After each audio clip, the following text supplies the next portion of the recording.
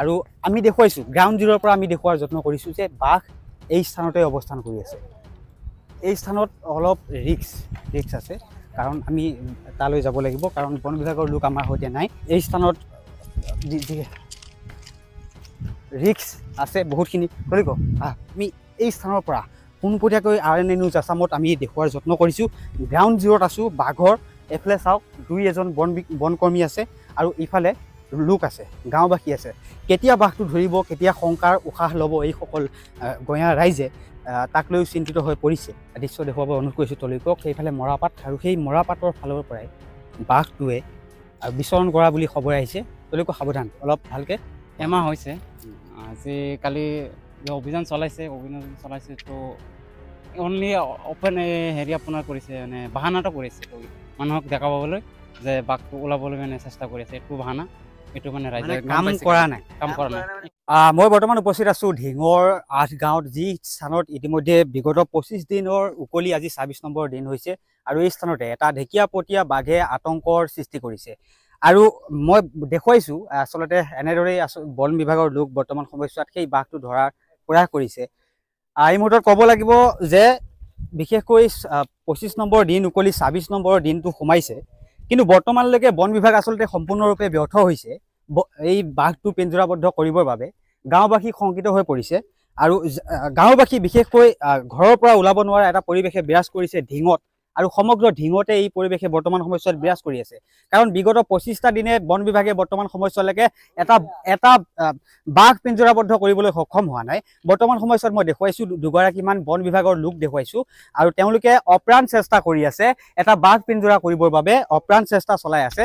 আমি তেওঁলোকৰ সৈতে যাবলৈ চেষ্টা কৰিম আৰু তেওঁলোকক সুধিবলৈ চেষ্টা কৰিম যে বনমন্ত্ৰীগৰাকীয়ে কয় যে বিজ্ঞানসন্মতভাৱে তেওঁ বাঘ পিঞ্জৰাবদ্ধ কৰিব, কিন্তু সেই সপোন যেন সপোনে হৈ ৰৈছে। বৰ্তমান সময়ছোৱালৈকে এটা বাঘ পিঞ্জৰা কৰিবলৈ সক্ষম হোৱা নাই ঢিং এই অঞ্চলত। এই অঞ্চলটোত বিশেষকৈ দেখিবলৈ পোৱা গৈছে বিগত প্ৰায় এমাহ ধৰি ৰাইজ শংকিত হৈ পৰিছে। বিশেষকৈ যিসমূহ এই স্থানৰ লোক আছে, তেওঁলোকে বিভিন্ন সময়ত বিভিন্ন কাম কাজলৈ ওলাই যাবলৈ তেওঁলোকে অসুবিধাৰ সন্মুখীন হৈছে, কাৰণ যিকোনো সময়তে সেই ঢেকীয়াপতীয়া বাঘটোৱে আক্ৰমণ কৰিব পাৰে, যাৰ ফলত ইতিমধ্যে সেই খবৰো আহিছিলে যে সেই বাঘটোৱে বিভিন্নজনক আক্ৰমণো চলাইছিল আৰু বিভিন্নজনক আহত কৰিছিল। আৰু মই দুগৰাকীমান বন বিভাগৰ লোক দেখিছোঁ, তেওঁলোকে সেই বাঘটো ধৰাৰ চেষ্টা চলাই আছে, আৰু তেওঁলোকৰ সৈতেও মই কথা পাতিবলৈ যত্ন কৰিম। ডাঙৰ প্ৰশ্নটো হৈছে যে তলৈকক দেখুৱাবৰ যত্ন কৰিছোঁ, আৰু এই দৃশ্য ঢিঙৰ 8 গাঁৱৰ পৰা আমি পোনপটীয়াকৈ দেখুৱাৰ যত্ন কৰিছোঁ। প্ৰত্যেকগৰাকী লোকেই আজি শংকিত হৈ পৰিছে, কাৰণ বাঘ এটা পিঞ্জৰাবদ্ধ কৰিব পৰা নাই বন বিভাগে, আৰু ৰাইজৰ অভিযোগ যে বন বিভাগ ব্যৰ্থ হৈছে, কাৰণ অপ্ৰাণ চেষ্টা চলাইছে যদিও বাঘটো পিঞ্জৰাবদ্ধ হোৱা নাই বৰ্তমান সময়লৈকে।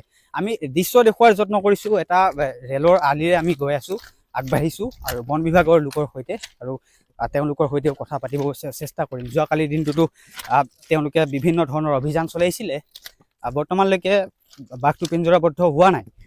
কেনেধৰণৰ অভিযান বৰ্তমান সময়ছোৱাত চলাব, বা আগন্তুক কেনেধৰণৰ সেই বাঘটো ধৰাৰ ক্ষেত্ৰত প্ৰয়াস কৰিব, আমি তেওঁলোকৰ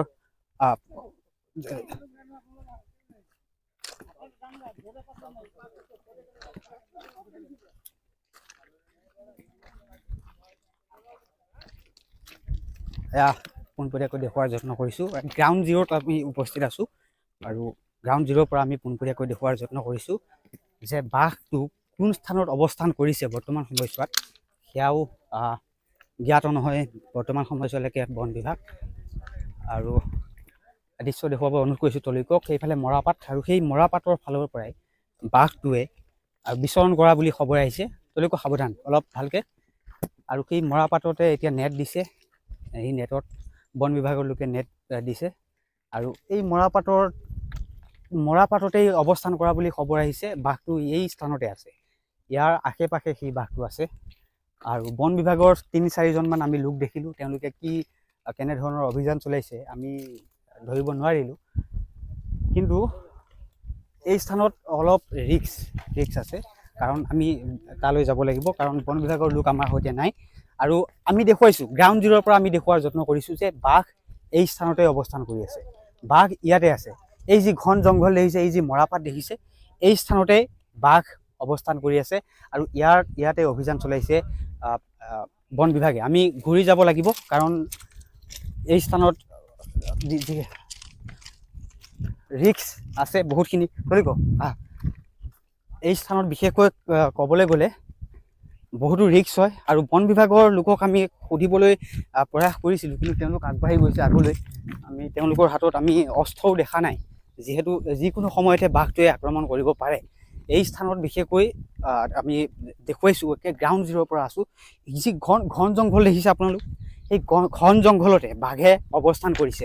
গাঁওবাসীক যিকোনো সময়তে আক্ৰমণ কৰিছে এটা বাঘে, যিটো বাঘক ইতিমধ্যে ধৰিবলৈ প্ৰায় এমাহজোৰা অভিযান চলাইছে বন বিভাগে, কিন্তু বৰ্তমানলৈকে ধৰিব পৰা নাই। কোন স্থানত অৱস্থান কৰিছে বন বিভাগৰ হাতত খবৰ নাই।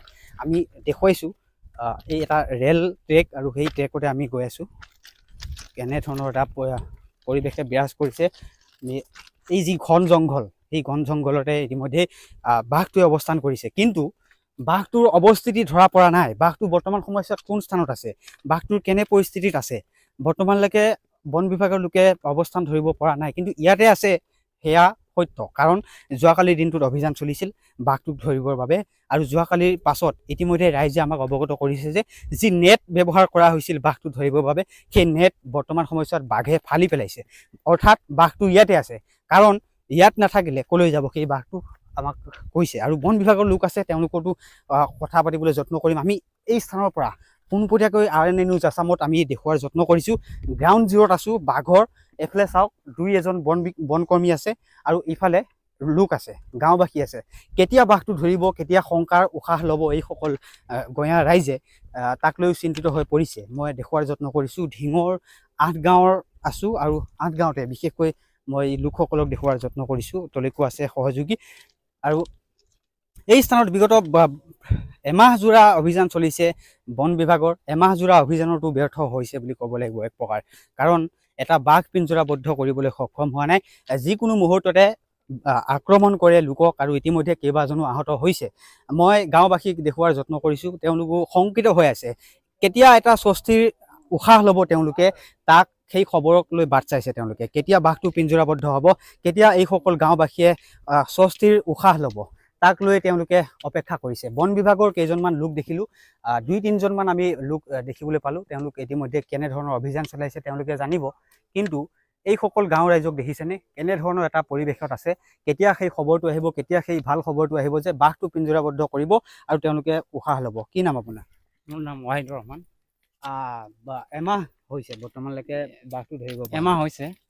আজি কালি অভিযান চলাইছে তো অনলি অপেন হেৰি আপোনাৰ কৰিছে, মানে বাহানাটো কৰিছে তো মানুহক দেখা পাবলৈ যে বাঘটো ওলাবলৈ মানে চেষ্টা কৰি আছে। এইটো বাহানা, এইটো মানে ৰাইজে কাম কৰা নাই, একো কাম কৰা নাই। কালি সিহঁতে গধূলি মাৰিছে, সন্ধ্যা সময়ত সিহঁতে JCB লগাইছে। সন্ধ্যা সময়ত সিহঁতে লগালে সোনকালে নহ'লেতো সন্ধ্যা সময়ত লগাইছে।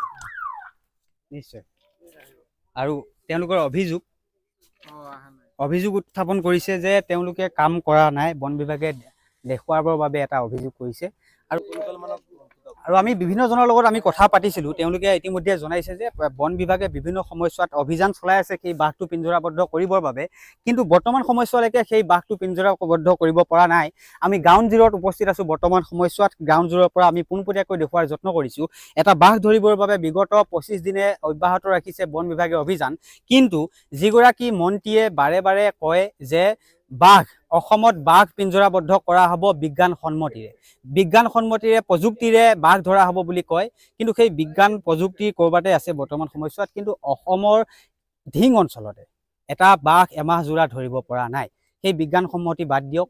আৰু এই বাঘটো যেতিয়া ওলাইছিল তেতিয়াই বন বিভাগৰ লোকে কৈছিল যে 2 দিনৰ ভিতৰত সেই বাঘটো পিঞ্জৰাবদ্ধ হ'ব, কিন্তু 2 দিন উকলি আজি 26 নম্বৰৰ দিন হৈছে। এইসকল গঞা ৰাইজক কেতিয়া সকাহ দিব বাঘটো পিঞ্জৰাবদ্ধ কৰি, তাক লৈ এতিয়া প্ৰশ্নৰ উত্থাপন হৈছে।